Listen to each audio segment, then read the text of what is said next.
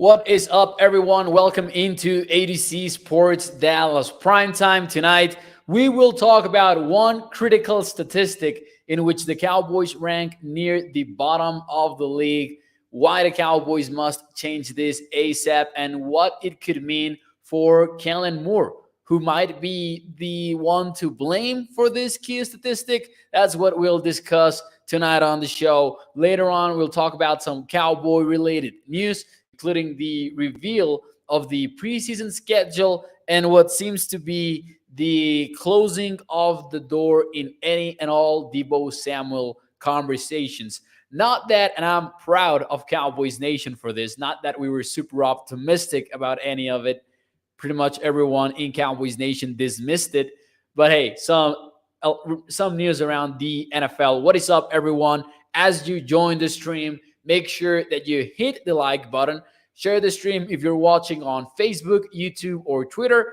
Thank you for joining. Let me shout out some people here in the Facebook chat and the YouTube chat. What is up, Samuel? We've got Professor O in the chat as well, and he did DM me about this early today.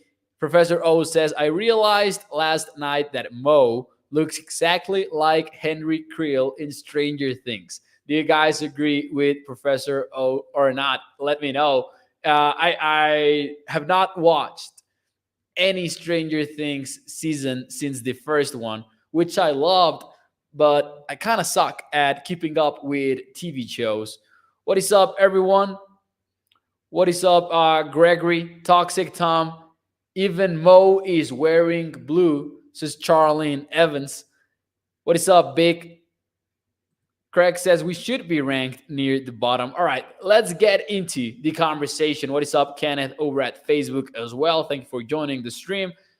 Let's start this show officially. Here we go, guys.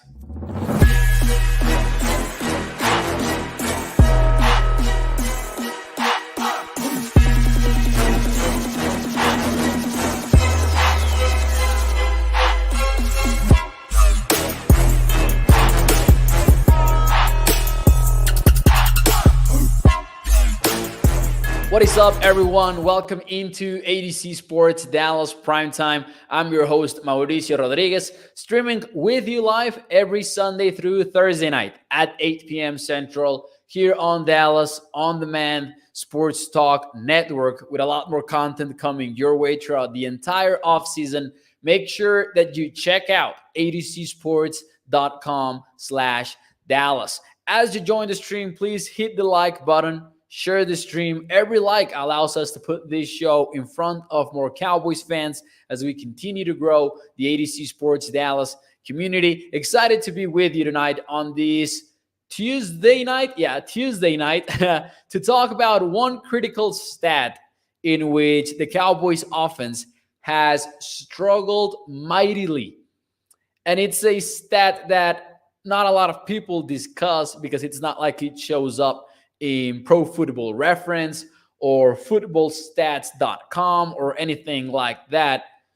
So it's one that maybe we know that there is an issue on that department, but we didn't know the numbers exactly until Warren Sharp from Sharp Football Analysis tweeted this statistic out, and it turns out that the Cowboys are in the wrong kind of company. What number am I talking about? I'm talking about touchdowns scored on opening drives since 2020. And if you can see the list, the Dallas Cowboys are tied for the second worst amount of touchdowns scored on opening drives since 2020. So we're talking about 2 full seasons. The Cowboys have scored a touchdown on 4 opening drives. Pretty much close to the bottom of the league. Only the Broncos have a worse number at number 2, at 2 opening drives with a touchdown. These are 2 full seasons we're talking about. My first reaction when looking at this list was, well, but the Cowboys didn't have Dak Prescott for most of 2020. And that might sound like a logical instant takeaway. Yet, even in 2020, in those 5 games in which Dak Prescott was able to start for Dallas, they had 0 touchdowns scored on opening drives. Professor O says, I wouldn't think Indy had that many opening drive touchdowns, which brings up something interesting because I thought the same, but it does make a little bit of sense in this if you trust Frank Reich. And I sort of am a fan of Frank Reich. I love what he's done in an X's and O's front. So you have the Colts at 15.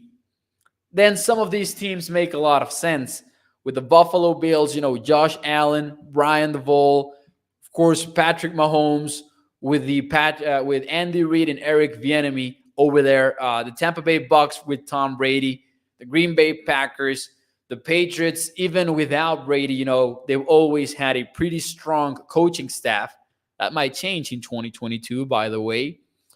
But those teams make sense up there at the top. And I'm not even expecting the Cowboys to be up there. But look at the company of Dallas. You have Washington, Jacksonville, and Cincinnati with 4 touchdowns on opening drives. And then the Broncos at number 2. Think about the quarterbacks that these teams have. Because there's Joe Burrow, of course, with the Bengals. But that was not a complete team at all. And even their Super Bowl run last year was more of a late run than an early or balanced run throughout the entire season.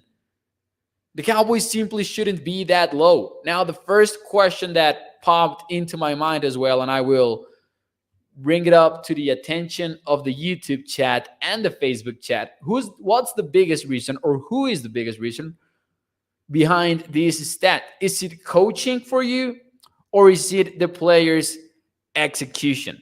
When you take a look at how little touchdowns the Cowboys have, how few touchdowns the Cowboys have scored on opening drives, what's the biggest reason behind this stat? Is it coaching or is it execution?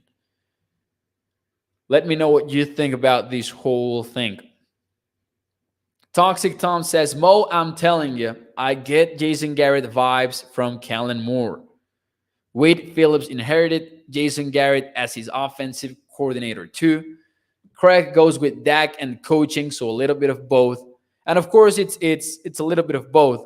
But if you had to choose only one, coaching or execution, which would you choose?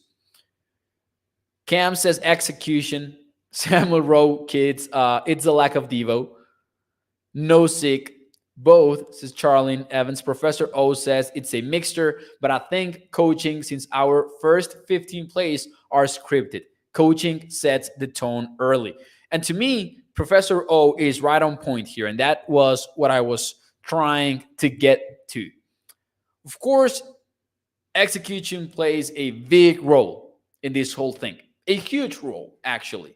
But if I had to choose only one, I would say coaching. And here's the reason why I would say coaching. Scripted plays are a big part of the NFL today. Always have been. But with the way that offenses have taken over the league, it does seem like it's gotten bigger and bigger.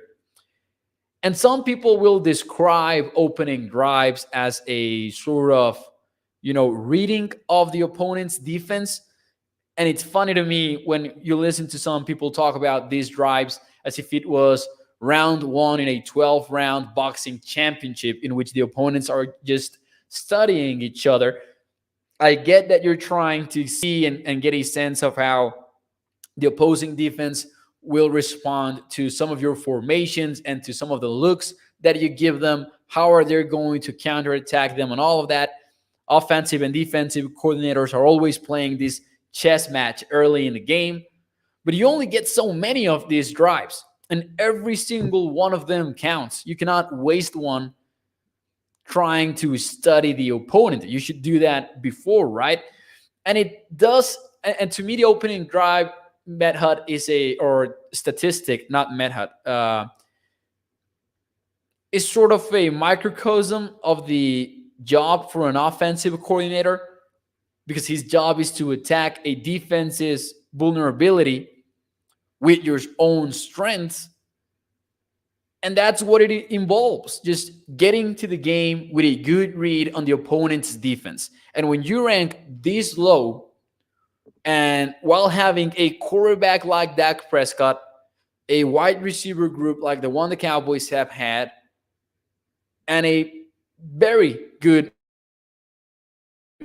like the Cowboys have, but you have some players up front. I don't know if there is an excuse to that. I don't know if there's an excuse to ranking this low. And to me, it's on coaching. And to me, it's something that Kellen Moore should be greatly worried about as we head into the 2022 season. Let's see some of your comments here in the show. PA deep passes, play action deep passes are extremely effective early in the game, says Professor O. And yeah, the Cowboys, it's always been frustrating how little play action they actually use, right? MJ says not only that it's the issue of every game, down by double digits, it's a comeback situation, not being able to play in front, right? That is true from MJ. Now, look at this stat from Mark Lane, which really highlights the problem of the Cowboys offense. This is for the 2021 season. 3-and-out series on opening drives, the Cowboys had 4 of them.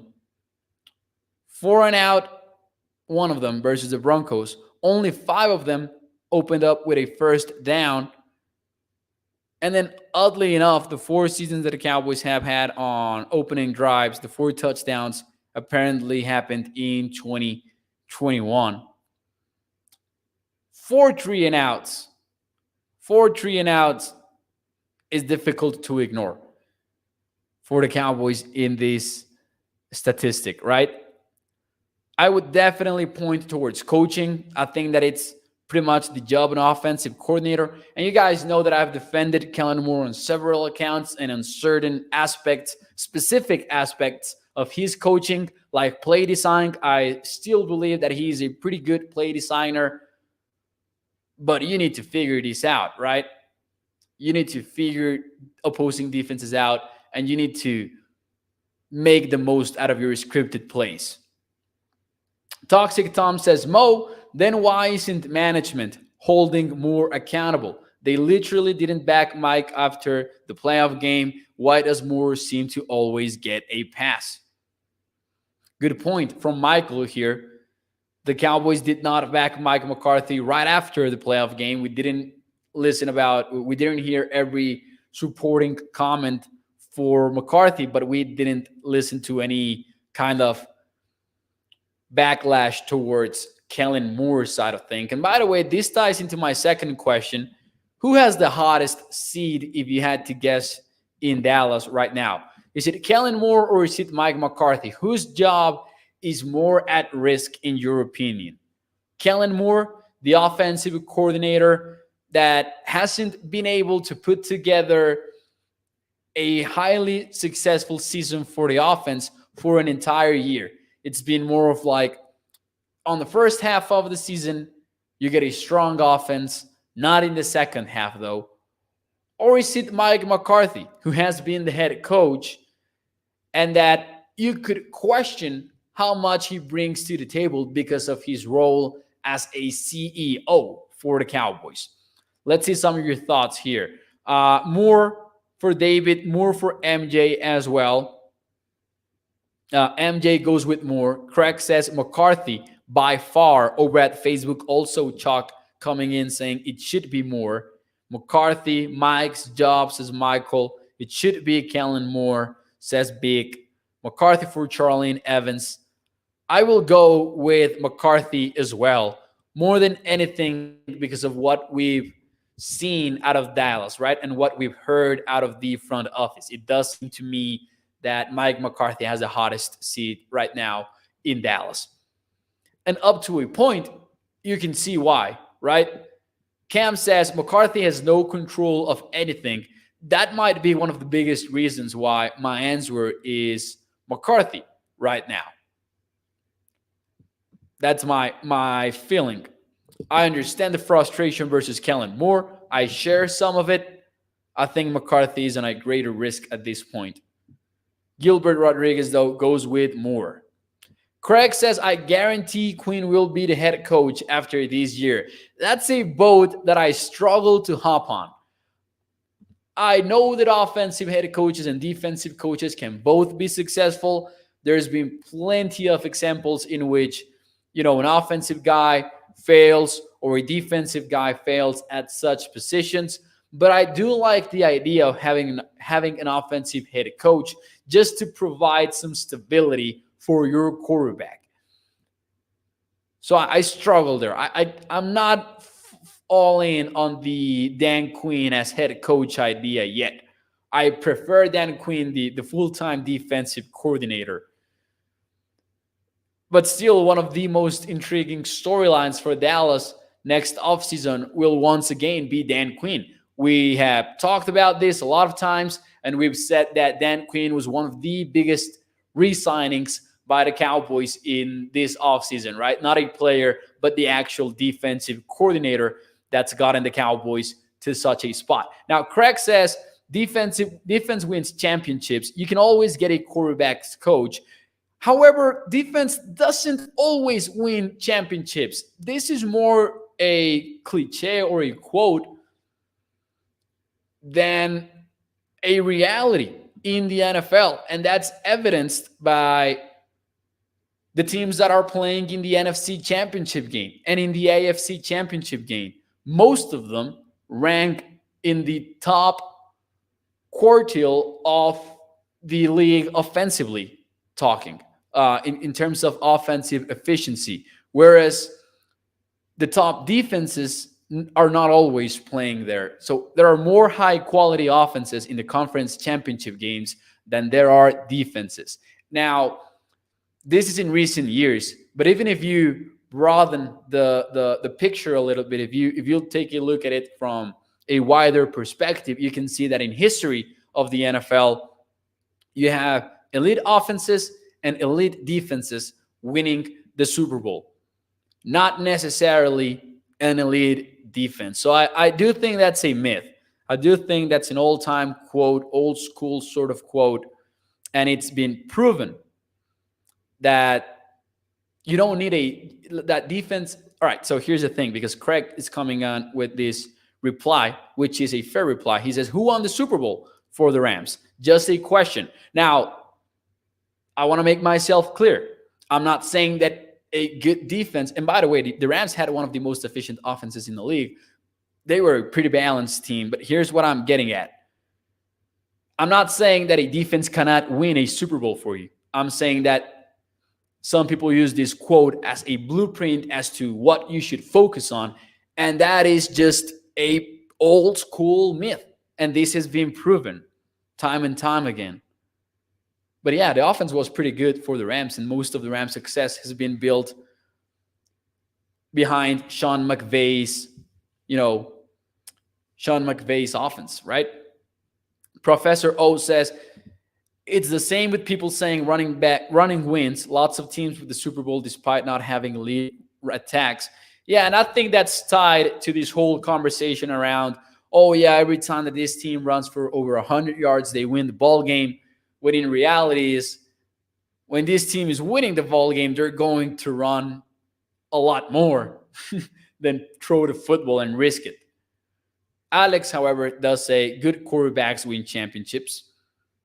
And I agree with that, because you need a good quarterback to win a championship most of the time. And even then, there is just a lot of ways and you can actually win the championship, because didn't we just see Nick Foles win a Super Bowl not that long ago for the Eagles? And it's not like Nick Foles is one of the top quarterbacks in the league. Hit that like button for Moses Ryan. I appreciate it. He's putting in the work tonight and hitting the hard-biting topics. Thank you to Ryan. Thank you to Ryan for that. When I saw McCarthy named head coach, says Toxic Tom, I knew that Jones didn't learn a damn thing. I was a little bit torn on McCarthy. I still am, actually. There is some stuff that I do like about McCarthy, and when he got here, I had high expectations of the analytics approach that he was talking about in the press conference and all of that. I was hoping for that to be more true than it ended up being, maybe. But we'll see what happens. I think that McCarthy is the one at the highest risk. But anyways, before I leave you tonight, guys, some more Cowboys news headed your way. The preseason schedule has been revealed, and shout out to Professor O, because I used his tweet for this graphic. The Cowboys preseason schedule has been revealed. Let me ask you, who's the one player that you want to watch the most in the preseason? Who's maybe your offseason pet cat that you want to get into the preseason and finally get your eyes on? Cowboys preseason schedule includes a Saturday, August the 13th matchup in Denver versus the Broncos. The 20th of August, which, and it's interesting because we have not seen how the Cowboys will approach things now that we're down to just 3 games in the preseason. Because even last year, the Cowboys had a 4th game because they played in the Hall of Fame game versus the Pittsburgh Steelers. They're going to be playing the Chargers at LA. They're going to have joint practices with each of these 2 teams, by the way. And finally, they will close things out hosting the Seahawks on a Friday night. That's August the 26th at 8 p.m. Eastern Time, 7 p.m. Central Time. Just a little bit of a word of advice. I have jotted this down on my calendar because when the time comes, I'm not used to having Cowboys games on a Friday night. So make sure that you don't make plans. Make sure you open up that calendar app or that agenda, whatever your preference is, and write it down. Write these dates down. I honestly did so. Let's see some of your answers here. Who's the one player that you want to watch the most in the preseason?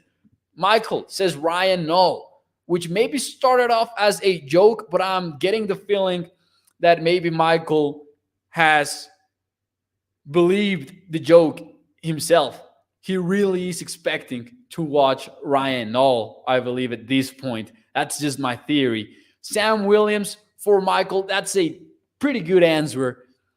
I'm so intrigued about Sam Williams as well. Ridgeway for Gregory, who Mike McCarthy called the anchor recently. Marquise Bell says Tommy915. That's going to be a popular answer.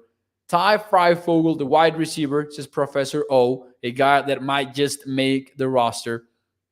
How they use Pollard, says Craig. That's a good answer, but also I would guess that they will not show us a lot of that.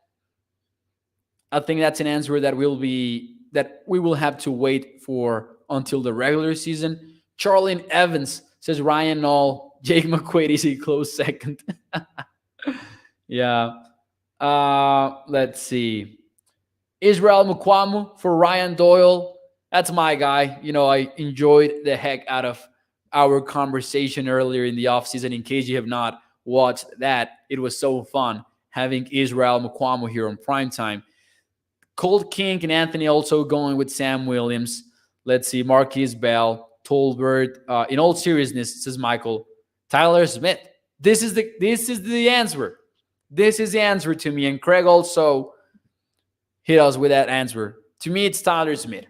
Let me get my eyes on where his hands are going.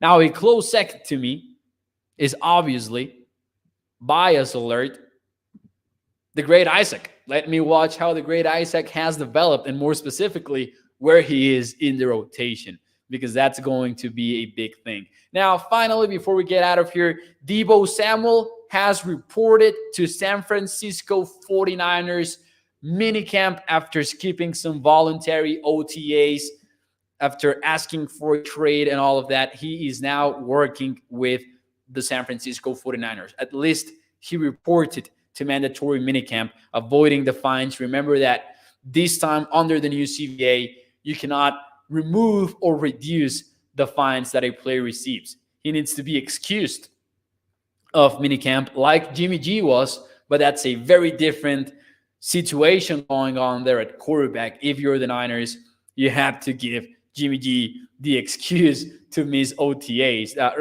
mandatory minicamp at this stage of the year. We'll see what happens with Deebo Samuel. My ultimate guess is that he will be a 49er for a while. I think he stays at San Francisco in the long run, but even if he doesn't, I don't see him getting out of there in 2022, at least not before the start of the season. Gregory says, I also want to see what Jabril Cox does. Another good answer. Let's see how ready to go Jabril is. Craig, I would like to see Josh Ball as well. There are a lot of players that I cannot wait until we get to the preseason and until we can get to discuss all of this here on ADC Sports Dallas Primetime every Sunday through Friday night at 8 p.m. Central. This will be it for me tonight. Last question here, Rodney saying, do you think Williams and Cox will play a major position in linebacker this year? Not Williams, maybe, but Jabril Cox, I believe, could end up being the full-time linebacker with the most snaps for the Cowboys. And by full-time linebacker, I mean excluding Micah, who will split playing time over there at edge rusher. So that will be it for me tonight. Thank you guys for joining the stream. Make sure that you smash the like button. Remember, every like allows us to put this show in front of more Cowboys fans as we continue to grow the ADC Sports Dallas community. Thank you guys. I will see you tomorrow night. This was ADC Sports Dallas Primetime. Thank you guys.